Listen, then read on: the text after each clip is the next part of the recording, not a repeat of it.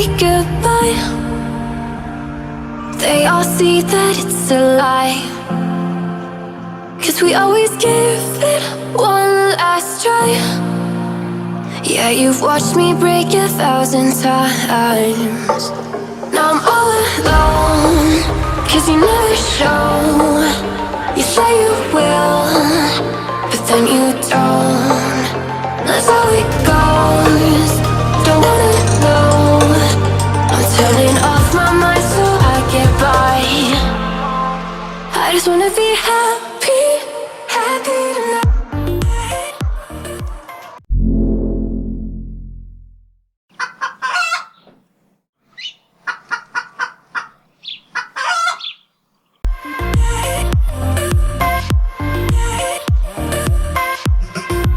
Happier tonight.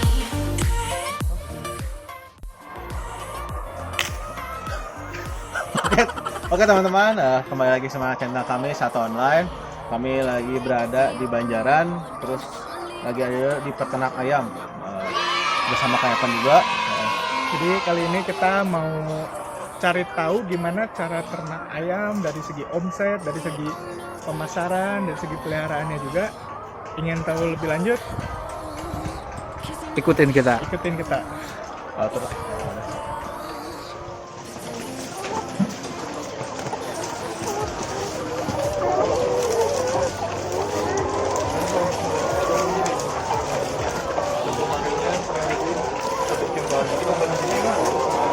Jagungnya misal 50%, 35% konsentrat, 15%-nya berarti udah diaduk langsung. Ya itu kan makanya udah jadi dari pabrik beli ini udah jadi aja sih. Jadi kalau misalnya dua kali, paginya 30%, siangnya 70%. Jadi misalnya dari 1 kintal nih, paginya 30 kilo, siangnya lebih banyak. Nanti pagi siang lah, sore nggak sisanya kalau sore cuma dikasih kalau ini ada pembuangannya kan nanti ya itu semuanya di situ. Jadi kalau udah nanti sehari ada kali air lebih itu kan lebih sensitif dari walaupun kelihatannya ada kotor tapi enggak lah seperti ini.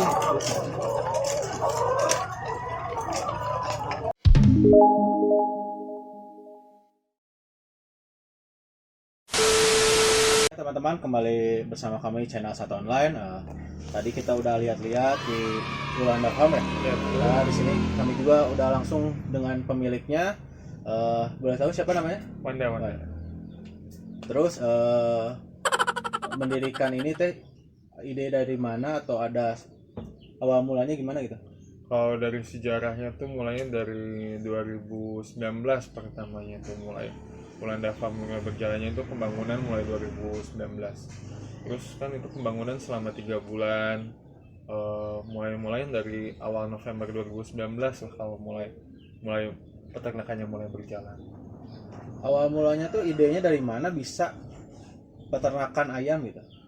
Kalau dari ide sih perjalanannya cukup panjang ya. Dari almarhum dulu sebelum meninggal sampai misalnya perjalanan sampai sekarang. Gak cuma langsung ke peternakan aja gitu, banyak juga perjalanan yang udah gue laluin sebelumnya. Banyak kegagalan juga yang pernah gue laluin, gak langsung berhasil di peternakan juga enggak. Kalau ide sendiri mungkin muncul sendirinya sih, berjalan dengan jalannya waktu. Gue juga nggak mikir pengen ada ide kesini, random aja datang sendiri. Cuman ketika ada peluang yang menurut gue kedepannya bisa menjamin kehidupan, bisa kedepannya bisa memanjang gitu, bukan bisnis yang 1 bulan 2 bulan berjalan. Enggak, ini kan bisnis bukan 1 hari 2 hari berjalan terus sukses. Ini continue kan, buying time gitu.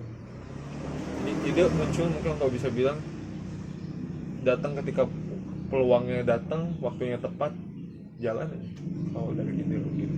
Berarti melewati kegagalan dulu, Betul. dengan istilah lain baru dapat ide yang sekarang gitu ya. Iya. Yang udah tepat istilahnya ya. Iya, Juga dikembangkan lagi lebih Betul. baik. Sesuai dengan suka atau nggak suka sebenarnya nggak juga ya. Itu kan kayak gini juga gue dibilang suka enggak, kan pertamanya dibilang passion juga enggak, tapi ya berjalan dengan sendirinya aja gitu. Nggak yang ibarat passion gue di peternakan nih dulu, enggak, berjalan aja gitu dengan adanya pengalamannya ketemu orang, berdiskusi satu sama lain. Ketika ada ketertarikan ya menurut gue itu peluang ya gue hajar aja gitu.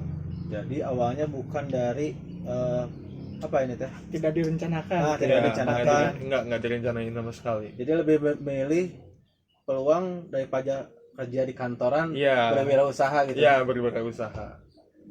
Jadi lebih bebas improvisasinya ya. Betul, bisa berkembang dengan sesuai apa yang gua harapkan. Ini planning kan gua bikin sendiri, bisnis plan gua bikin sendiri. Ya dengan bantuan teman-teman gue juga pun, dengan keluarga gue juga pun disupport. Jadi gua ngelakuin apa yang menurut gua lakuin tuh dengan kemauan gue sendiri gitu, tanpa otak atau ide orang lain gitu. Tangan orang ya. Jadi keinginan sendiri. Cuman kalau disupport mereka juga support secara maksimal. Pasti itu. Terus berdiri mulanya tuh tahun berapa? Kalau mulainya pembangunan tuh tepatnya tuh pas bulan Agustus 2019. Pembangunan ya. Ya tahun kemarin. Kalau masuknya ayamnya tuh mulai berjalan itu ketika November 2019 lah, sekitar tanggal 11-12 November kalau nggak salah gue ingat. Itu mulainya berjalan ya ayam. Udah langsung 2 kandang atau gimana itu? Itu kan total ada 3 kandang ya? Tuh pembangunannya tuh 3 kandang sekaligus. Yang pertama berjalannya tuh 1 kandang setengah. Jadi ada 1 kandang yang tengah tadi, yang kedua sama yang pertama tuh nggak diisi full karena gue pun takutnya resikonya ada kegagalan atau apa kan gue nggak tahu. Ya waktu itu udah 1.500 aja dulu, 1,5 aja dulu. Perlahan ketika gue udah bisa baca pasarnya gimana, cara menjalankan usahanya gimana, ya pelan-pelan gue juga nambahin. Alhamdulillah gitu lancar. Kembali ke peternakannya ya. Jadi makan kalau untuk itu 1 kandang tuh sekitar 1.500 ekor. Enggak. Kalau misalnya kan itu tadi ada 3 kandang nih. Kebagi-bagi enggak. Ya barat kan ukuran tanahnya kan beda-beda, nggak panjangnya nggak sama. Tapi kurang lebihnya rate-nya yang di kandang pertama itu 800 ekor. Yang kandang kedua tuh 1.000 ekor. Yang kandang ketiga tuh ukurannya lebih panjang lagi 1.100 ekor. Kalau diakumulasiin tuh kurang lebih total 3 kandang tuh 3.000. Kalau sekarang populasinya baru 1.800 lah kurang lebih. Oke. Jadi misalkan kalau untuk itu sendiri secara perawatannya tuh kayak gimana sih? Buat perawatan ya, kalau perawatannya tuh gampang-gampang ribet nih, soalnya kalau di ayam tuh cukup sensitif soalnya. Misalnya dalam 1 minggu aja perawatannya tuh dari hari, ambil contoh aja kita hari Senin nih, misalnya kalau hari Senin kita kasih herbal, hari Selasa diputih dulu, diputih tuh nggak dikasih polosan aja, air aja gitu sama pakan. Jadi nggak usah dikasih vitamin, nggak usah, harus ada rehatnya dulu lah. Kalau didedet juga kayaknya nggak baik buat nggak baik buat pencernaan juga. Iya, hari Rabunya nih misalnya dikasih vitamin dalam bentuk kimia ya, contohnya ada Vitastress, ada X-stimulan, ada Profit. Ya ibarat nutrisi buat ayam gitu. Nanti selang lagi nih hari Kamisnya dia diputih lagi, nggak dikasih vitamin apa-apa. Nanti ketika hari Jumat dikasih herbal. Gitu aja selang-seling. Dalam seminggu sekali itu pun harus ada penyemprotan kandang biar steril, biar bersih, biar kandang ayamnya pun nyaman, sejuk gitu, adem. Kebersihan juga dijaga ya. Betul, itu juga berpengaruh banget ke ayamnya, biar nyaman lah ayamnya juga kan. Kita juga sebagai manusia juga kan nggak mau kan di tempat kotor, sama lah ayam pun kayak gitu. Kalau komposisi pakannya? Kalau komposisi pakannya dalam rate-nya gini aja ya, perhitungan kita dalam 1.000 ekor aja. Dalam 1.000 ekor itu menghabiskan 1 kintal pakan dalam 1 hari. Jadi kalau misalnya itu kan pakannya 1 kintal per hari itu dibagi 2, pagi sama siang. Jadi kalau sore, jadi ayam sehari makan cuma 2 kali aja nih. Jadi pagi misalnya jam 6:30 dikasih makan, nanti jam setengah 1-an lah kurang lebih dikasih makan. Ukurannya ya bagi 2 aja, 50 kilo gitu kalau misalnya dalam 1 hari. Oke, nah sekarang juga saya juga masih bingung gitu. Teman-teman juga masih banyak yang bingung mungkin. Ayam petelur. Ayam petelur tuh dikawinin dulu sama jantan atau gimana gitu? Oh, buat perangsangan dapat telurnya. Bisa jadi telur aja kan tanpa ada pejantan kan? Betul. Banyak juga yang mungkin ini gimana nih dapat telurnya dari mana nih? Apakah harus ada pembuahan dengan jantan atau apa? Itu kan dulu saya sendiri juga bingung. Nah, ternyata udah ditelusuri itu bukan dari jantannya, ternyata dari pakannya sendiri. Ada beberapa gabungan pakan yang misalnya yang ada dalam pakannya tersebut yang membuahi biar terangsang telurnya, namanya konsentrat. Jadi dalam pakan ayam tuh ada 3 bagian, 3 pokok nutrisi nih. Pertama jagung, itu 50%. 35% yang konsentrat, ini yang membuahi untuk merangsang buat dia terjadi pembuahan untuk proses bertelur. Yang ketiga itu dedak.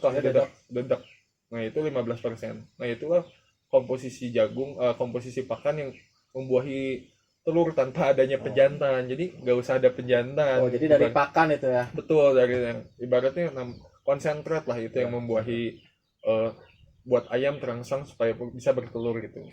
Kalau misalkan ayam biasanya kan mengerami 21 hari menetas. Betul. Kalau misalkan yang ayam petelur itu gimana?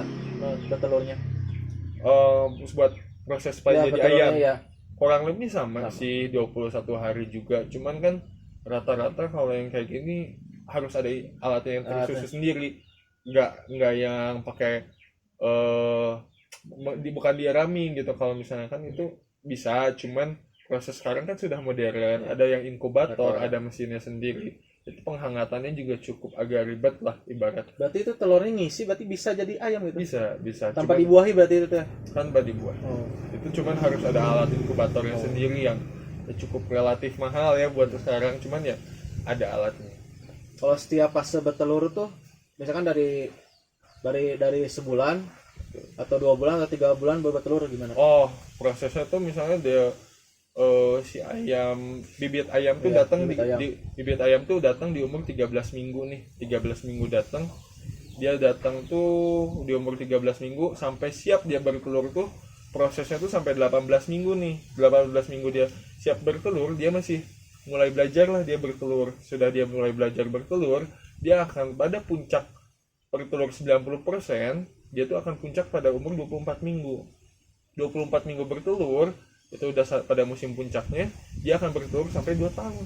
Ketika sampai udah umur 2 tahun, dia akan diakhir dan ditukar dengan bibit ayam yang baru. Perputarannya kurang lebih seperti itulah. Itu udah nggak produksi ya itu, kalau udah 2 tahun itu ya? 2 tahun itu sebenarnya ya rentannya kurang lah, ibarat dari yang tadi 90% tuh bisa mengurang sampai 50%, dan ukuran telurnya pun sudah besar dan kurang diterima oleh pasar lah ibaratnya. Yang ibaratnya 1 kilo biasanya 16 butir, ini ketika umur udah besar lah, udah 2 tahun lebih, kurang lebih 1 kilonya 13 butir, 12 butir. Itu kan di pasar jadi rugi gitu. Kurang lebihnya seperti itu. Berarti kalau misalkan ayam yang udah tidak terpakai, dikemanain tuh? Iya. Nah, itu tuh jadi bisa kita afkir. Kalau misalnya di peternakan tuh istilahnya afkir. Kalau afkir tuh dijual lagi seperti ayam sayur lagi. Oh ya. Ayam pedaging lagi, nanti kita lempar ke pasar atau ke bandar atau gimana, kita jual dengan harga pasar yang di kondisinya berapa, ya kita tukar dengan bibit yang baru. Kurang lebihnya kayak gitu. Kalau dari 1 kandang gitu, misalkan sekarang 3 kandang kan, berarti 2 kandang itu ada nggak resiko mati ayam itu? Betul, setiap resiko ayam mati itu ada, entahkah perubahan cuaca, apakah virus ataupun penyakit yang kadang kita nggak tahu ya itu datangnya kapan. Cuman kan segala resiko harus kita siapin nih, tanggungin. Ketika ayamnya sakit kita suntik vitamin, ketika ayamnya lagi terserang kolera ataupun senot atau kita sudah siapin obatnya. Jadi sudah harus ada antisipasi sendiri lah tentang penyakit itu kan, soalnya random juga, nggak tahu kapan datangnya. Tapi kalau resiko kematian pasti ada lah. Nah itu juga hal yang nggak bisa saya tahu gitu. Itu nggak bisa saya terus biar ayamnya hidup terus, ya itu ada resikonya juga pasti dalam bisnis. Itu tuh bisa menular ke ayam lain atau enggak? Bisa. Kalau kita udah ditanganin, misalkan ayamnya kita bawa karantina gitu di mana? Betul. Ada masa karantinanya juga tuh, kalau tergantung dalam si ayam tuh sakit apa. Misalnya kalau senot tuh itu agak riskan, soalnya kan dalam satu paralon minum tuh itu bareng-bareng kan. Itu kan ibarat satu kena takutnya bisa mengantisipasikan bisa semuanya juga kena, nular lah ibaratnya. Nah itu benar kayak tadi Karantina dulu. ini bilang di karantina dulu buat yang sakit tersebut. Jadi nggak menular ke yang lain, dipisahin dulu, disuntik dulu sampai dia benar-benar sembuh, barulah dikembalikan ke kandang yang semula. Mungkin bisa jelasin, orang juga kadang mungkin bingung ya antara ayam petelur sama ayam pedaging itu apa bedanya sih? Oh, kayak kalau ayam petelur sama ayam pedaging nih bedanya. Kalau ayam pedaging tuh dia yang biasa dijualan di pasar buat supaya sehari-hari kita makan tuh, yang biasanya di pasar ada 1 kilo 2 kilo ayam sayur aja, ayam pedaging yang dikonsumsi sehari-hari. Kalau ayam petelur khusus buat produksi buat bertelur aja, bedanya itu beda lah jelas. Beda ya. Jadi fokus buat yang satu buat pedaging selama itu. Kalau pedaging kan hanya masa hidupnya hanya satu periodenya 40 hari. 40 hari kita kembang biakin dia supaya besar. Ketika udah masa dia bobotnya cukup, kita jual ke pasar. Itu ayam pedaging. Kalau ayam petelur kan kita mengembang biakan dia supaya dia bertelur gitu, dan kita jual ke pasar orang yang membutuhkan di bidang telur. Kandangnya juga kayaknya beda ya. Beda banget. Kalau misalnya segi kandang ayam petelur sama ayam pedaging beda. Kalau misalnya ayam petelur tuh satu rumah satu ayam. Kalau misalnya kalau ayam pedaging kan satu rumah babarengan gitu, beda, kumpul semua. Kumpul berarti resiko kematiannya lebih besar. Besar ya? Resiko kematiannya lebih besar, resikonya lebih tinggi lah, high risk juga kalau buat di ayam pedagingnya gitu. Cuman nggak menutup kemungkinan juga ayam pedaging juga untung gitu, nggak menutup kemungkinan. Akan kalau untuk sehari tuh biasanya ayam tuh mengeluarkan telur berapa? Gini aja persenannya, kita anggap dalam hitungan dalam persen aja. Anggap dalam 1000 ekor ayam petelur, dari satu hari itu bisa rate-nya bisa dari standarnya nih 80% sampai 90% tuh itu paling bagus. Maksimal 95% tuh udah paling bagus. Jadi kalau sampai 100% tuh jarang banget. Tapi kalau misalnya dari 1000 ekor kurang lebih 800 ekor sampai 950 butir itu tuh udah hitung bagus lah. Standarnya 800 tapi paling bagus tuh 950 butir itu udah bagus banget lah, ibaratnya udah maksimal lah kita berarti itu. Terus di telurnya juga kan suka ada misalkan grade A, grade B misalkan. Oh iya. Itu jelasin. Nah, kalau misalnya dari kualitas telur itu kan ada quality control yang kita jaga tuh, entah dari misalnya dari misalnya telurnya warnanya putih nih, ada yang telurnya warnanya semu coklat, putih, atau misalnya bercak. Itu ada grade-grade-nya tersendiri yang kualitasnya diterima oleh pasar. Yang misalnya grade A nih, berarti ini coklat nih yang full, yang bagus banget. Misalnya ada yang grade B, misalnya ada yang campuran bercak, ada yang grade C, telurnya warna agak semu, pucat lah, rada putih. Cuman kualitas dalamnya sama, cuman warnanya aja yang membedakan sebenarnya. Bagian pasar nggak ada yang ibarat quality controlnya itu cukup agak diperhatikan gitu, beda-beda. Jadi ada yang satu warna sama semua. Ya, gitu. ada yang misalnya dicampur. Tapi ibaratnya asal cangkangnya nggak tipis ya masih diterima sama pasar.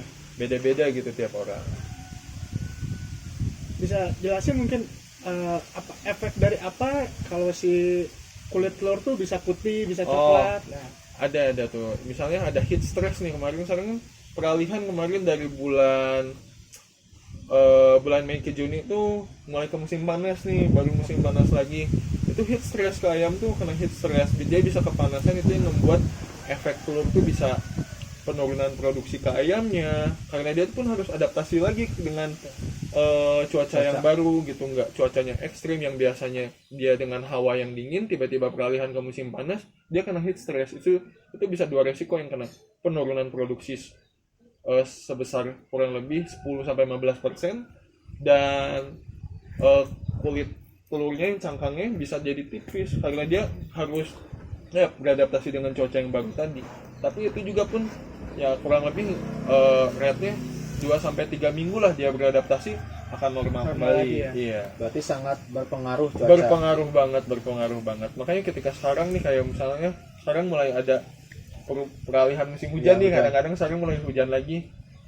Positifnya ya itu nyaman di iklimnya dia. Berarti dingin. Betul. Tapi resikonya juga ada.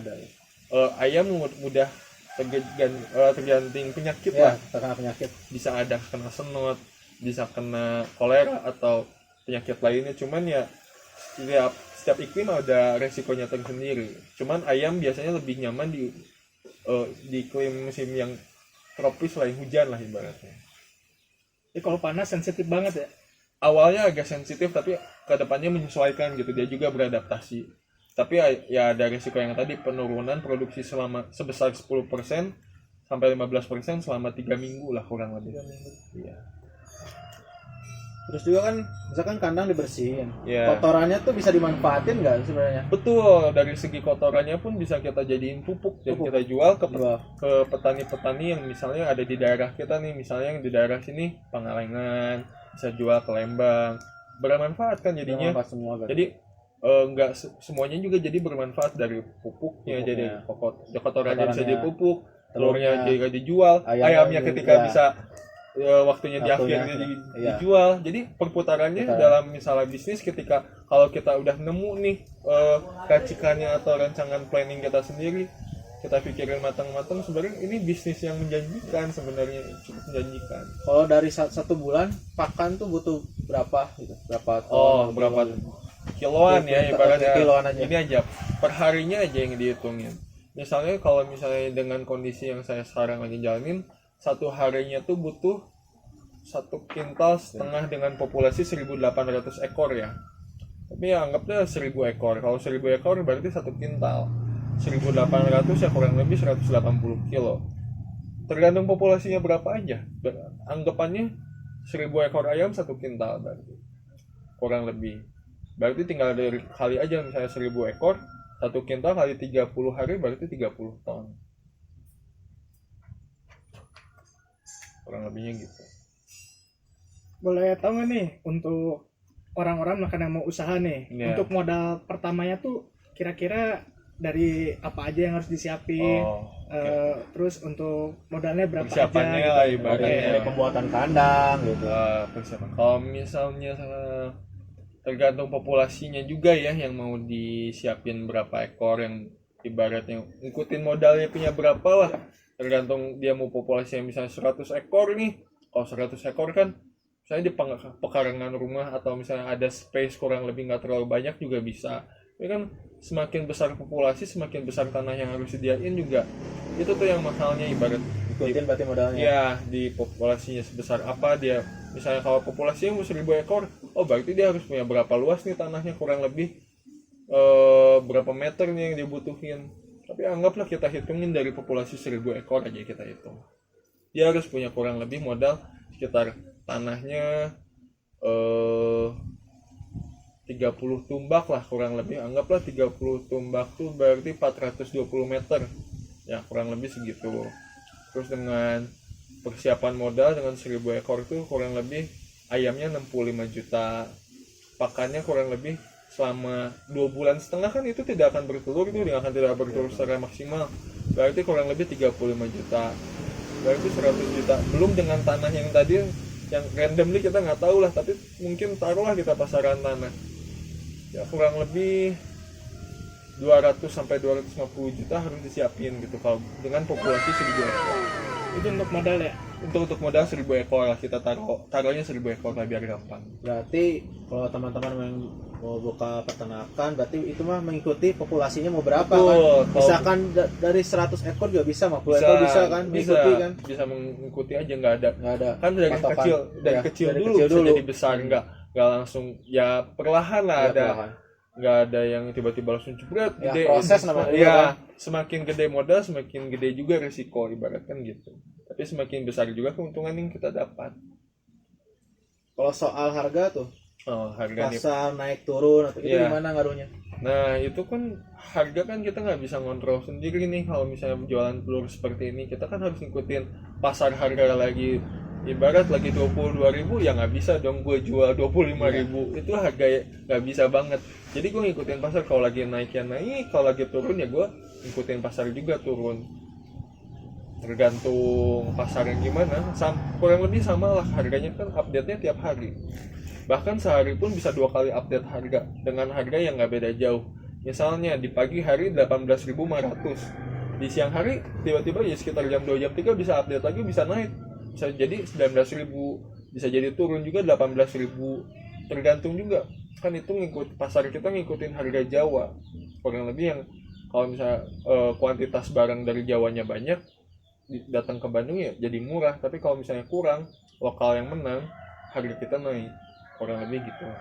Kalau perbedaan telur lokal sama Jawa gimana? Nah kalau dari segi kualitas sih yang saya alamin sendiri sih sebenarnya telur kualitas lokal lebih baik, karena ibaratnya telur kita kan fresh, datang dari hari ini di kandang ya kita kirim. Tapi kan mau proses dari Jawa dan dari Jawa ibaratnya atau dari luar kota manapun perlu ada waktu proses pengirimannya kan, nggak sebentar, nggak jalan jangka waktu turun berapa jam. Itu kan butuh waktu proses 2 hari 3 hari baru nyampe Jawa Barat atau Bandung. Itu yang ngebuat kualitasnya berbeda lah ibarat dengan kualitas telur lokal. Sama-sama bagus, cuman lebih bagus yang lokal karena lebih fresh gitu ya. Dan juga kelamaan juga di jalan kena panas, kedinginan. Betul, itu ada resikonya sendiri lah. Tapi sama-sama bisa dikonsumsi dengan masyarakat, tidak bermasalah gitu, cuman ada kualitas yang lebih baik aja. Misalkan kalau untuk harga lagi turun nih, solusi terbaik tuh biar istilahnya kita nggak rugi banget gitu. Nah, itu apa tuh? Kalau misalnya kayak gitu, solusinya ya itu udah pil pahit yang harus kita telan. Soalnya itu kan kalau bisnis tuh nggak bisa kita, ibarat nggak bisa di atas terus, pasti ada turunnya juga. Itu resiko yang harus dihadapin aja. Ya tinggal nunggu waktu ketika ada misalnya daya beli masyarakatnya tinggi, harganya pun mengikuti jadi tinggi. Kalau daya masyarakat belinya rendah, ya tuh harga juga turun. Ikutin lah, itu udah risiko bisnis yang saya jalanin lah selama 1 tahun ini. Jadi kalau lagi naik ya alhamdulillah, kalau lagi turun ya bersyukur aja gitu, nunggu harganya naik. Jadi mau nggak mau kita jual juga ya. Mau nggak mau. Ya, kalau mau disimpan buat apa gitu? Kalau disimpan lama-lama juga telurnya juga kan nggak fresh gitu, nggak mau buat konsumennya kecewa, nggak mau buat pelanggan yang ibaratnya bisa aja bener tadi licik, ibarat cara liciknya ditimbun dulu nih telurnya sampai harganya naik baru kita jual. Tapi kan konsumen kita ngelihat ketika minta kok barangnya udah nggak fresh kayak kemarin ya, kok barangnya beda. Janganlah buat sampai konsumen kecewa. Ya kita terima aja, ketika harga turun ya kita ngikutin, ketika harga naik juga bandar pun atau pasar pun ngikutin. Terusan kemarin kan awal-awal COVID kan? Iya. Gimana sih penjualannya? Nah, kalau waktu pertama COVID tuh, pertama mikir, bakal berdampak besar nggak ya? Oh, ternyata masalah pas waktu COVID datang tuh, di bidang peternakan tuh nggak terlalu terkena dampaknya. Ada, cuman tidak signifikan yang lain.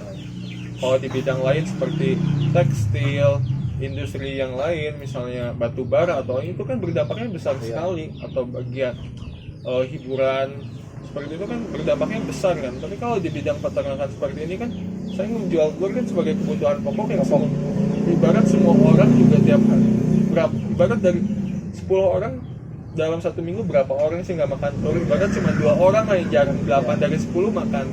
Simpelnya dari situ gitu. Jadi daya beli masyarakatnya masih tinggi gitu kalau misalnya telur. Jadi kurang lebih dalam masa COVID ini ya alhamdulillah lah nggak terlalu terganggu lah, penjualan masih ada, aman. Tapi harga sempat turun nggak waktu pertama COVID? Drop banget, sempat drop tuh di bulan puasa tuh drop.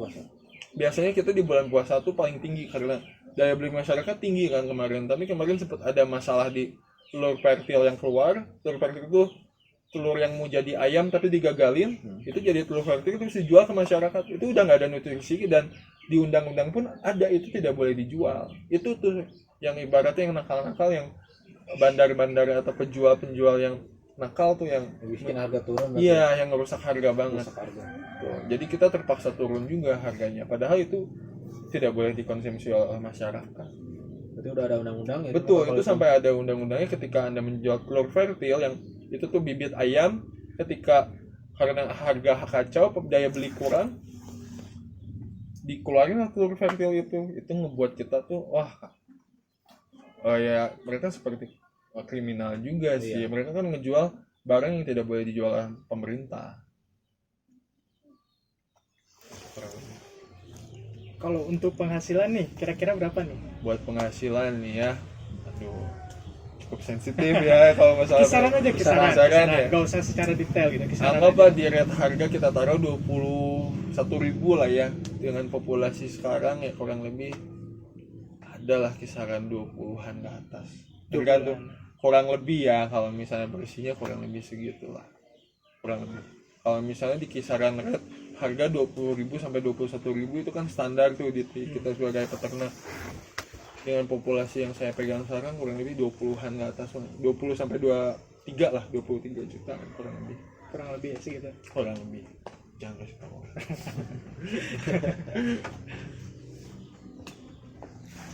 Ini Gimana? ngomong-ngomong kan gak mungkin lah kita ngerjain sendiri ya. Betul. Jadi kira-kira untuk pegawai sendiri itu kira-kira ada berapa dan tugasnya tuh apa aja? Oke, kalau dari segi kerjaan pegawai saya sekarang baru ada 1 orang nih, tapi ada 2 orang asisten yang bertiga lah berarti ya. Bertiga. Satu yang buat ngasih pakan, ngasih minum, ngambil memberi vitamin, Bersih-bersih ya, juga ya? bersih-bersih, ngangkat pakan ayam, itu ada 1 orang. Tapi yang buat ngebersihin telur, ngebersihin kualitas kontrol yang saya jaga itu ada 2-an. Jadi total bertiga. Tapi yang pekerja tetapnya mah 1 orang gitu. Bekerja dari ibarat dari pagi sampai sore ngurusin ayam gitu. Ibarat itu cuma 1 orang itu buat ngehandle 3.000 ayam pun karena sudah terstruktur dan tersistem, dia bisa ngehandle sendiri pun kuat gitu. Walaupun kewalahan, tapi emang strategi yang saya pasang itu seperti itu. Jadi lebih efektif gitu Ya, lebih cara efektif kerjanya. dalam masalah pengerjaan, dalam masalah semuanya udah kita atur strategi kan. Saya udah punya strategi masing-masing lah. Dengan kapasitas 3.000 yang ketika saya nambah pun 1 orang pun masih cukup. Maksimal ya 2 lah, kurang lebih 2 kan. Terus juga kalau misalkan kan di peternakan itu ditinggal sama pegawai atau kita suka kontrol seminggu atau berapa kali per sebulan gitu. Karena sistem aku udah buat 5 hari sekali nih dalam masalah penjualan telur,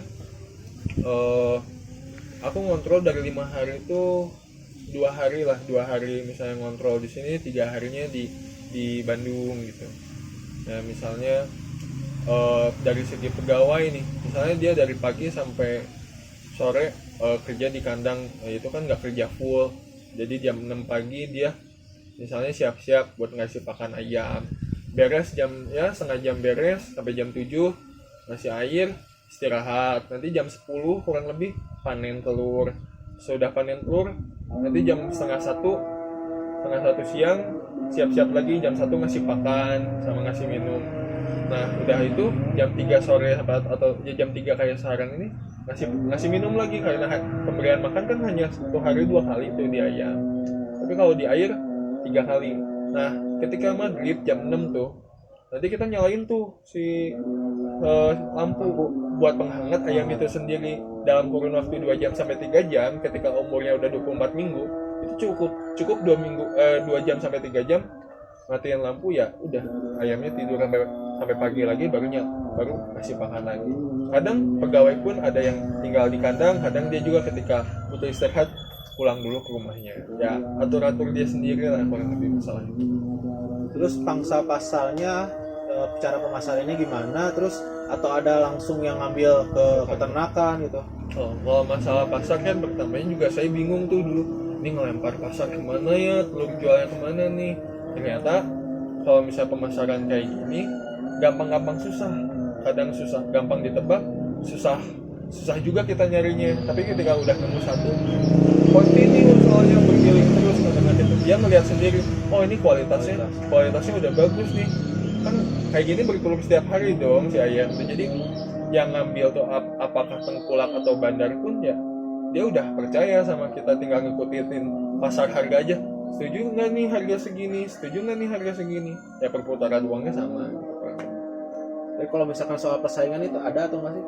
Kalau misalnya peternakan gini, persaingan bisnis mah pasti ada. Tapi kalau misalnya saya lihat selama 1 tahun ini sih, kita kalau sesama peternak tuh malah saling ngebantu satu sama lain. Ketika salah satu susah ngeluarin barang nih, peternak yang lain, sini sama saya aja, bandar saya siap nampung nih ibaratnya. Atau enggak, telur telur saya belum kejual nih, bantuin, mau jual nggak? Oh iya siap, coba saya hubungin bandara yang lain, mau nggak? Saling support satu sama lain. Ya persaingan bisnis gimana strateginya masing-masing lah, itu pasti ada. Jadi mungkin cukup ya infonya sampai di sini, cukup jelas ya. Mungkin ada saran-saran yang diungkapkan untuk orang-orang yang ingin memulai. Kata-kata motivasi lah. Motivasi. Ibarat kalau misalnya dari 1 tahun ini yang saya alamin nih, dalam segala bisnis juga sebenarnya sama, tapi yang saya rasain sih mental sih yang dibentuk. Kadang semua orang usaha atau dalam bisnis apapun pengen untungnya aja, bagian udah dapat sekali masalah atau suatu masalah yang dihadapin di bisnis itu kita nggak kuat mental, kita nyerah atau apa. Intinya fokus aja dalam satu hal yang kamu percaya, ibarat itu kamu bakal bisa handle. Fokus dalam satu hal itu, jangan nyerah. Ya ketika rugi ya kamu harus siap dengan mental itu, ketika untung ya kamu harus bisa berbagi dengan orang lain. Ya ibarat jangan rakus lah, jangan egois dengan untungan kamu sendiri. Kamu bisa harus ketika kamu mendapatkan lebihnya kamu bisa berbagi dan jadi berkah buat orang lain tuh. Kalau buat saya yang ngerasain sendiri malah jadi makin banyak gitu untungnya buat saya. Jadi jangan egois lah ketika kamu mendapatkan untung, jangan nyerah ketika kamu sedang dapat masalah gitu. Yang saya rasain selama 1 tahun ini sih gitu. Berarti mental Terus ya ibaratnya terus ya ketika ada masalah jangan langsung nyerah gitu kita. Jadi jangan mudah menyerah. ya, Dua. ketika ada satu masalah datang ke hidup kamu, masih ada 1000 jalan yang positif yang bisa kamu cari ketika kamu dapat jalan keluar. Terus juga jangan egois, harus berbagi. Ya itu tuh ketika kamu dapatkan untung juga jangan ibarat ya nabung boleh buat tabungan sendiri, tapi jangan pelit juga sama orang lain ketika orang lain minta saran atau gimana kita berbagi, caranya ini gimana nih handle ayamnya, kita berbagi satu sama lain ya jujur aja gitu, jangan tertutup, jangan ibarat kita pengen nyimpan formula sendiri. Tuhan tahu ibaratnya rezeki udah diatur. Ya cuman ibaratnya gimana kita nyalurinnya aja gitu, gimana kita manfaatinnya gitu. Keuntungan juga bukan berupa materi aja ya. Iya, banyak juga keuntungan bisa dengan berbagi satu sama lain. Ilmu kayak gitu juga kan, jadi kita saling tahu satu sama lain. Misalkan saya punya ilmu baru bisa saya. Iya, gitu kan. ibaratnya kan nggak harus dalam bidang peternakan, masalah lain pun bisa. Itu udah masalah ya, bagian dari hidup lah ibaratnya. Oke teman-teman, sampai di sini aja. Tadi juga udah poin-poinnya. Dari modal pasti kan. Mental, jangan egois. Pokoknya berbagi. Kalau kita udah mendapatkan gitu kerja keras kita mendapatkan hasil secara materi atau apa itu, ya jangan berbagi, jangan lupa berbagi gitu ya. Jangan lupa sama atau ke siapa, ke saudara, ke siapa gitu pokoknya. Jangan pelit lah sama jangan pelit. orang. Berbagi ilmu pokoknya. Oke, sampai di sini aja. Dari channel Satu Online, mungkin farm Polandanya juga makin maju. Amin. Baru 1 tahun udah segitu penghasilannya. Bisa tahun depan pokoknya makin maju. Pokoknya kan tadi juga mau tambah kandang 1 ya. Iya. Terus juga channel kami juga semakin maju juga sama ya. Amin. Dukung terus channel kami Satu Online. Nanti ada video-video berikutnya. Pantauin terus aja pokoknya teman-teman. Salam Satu Online.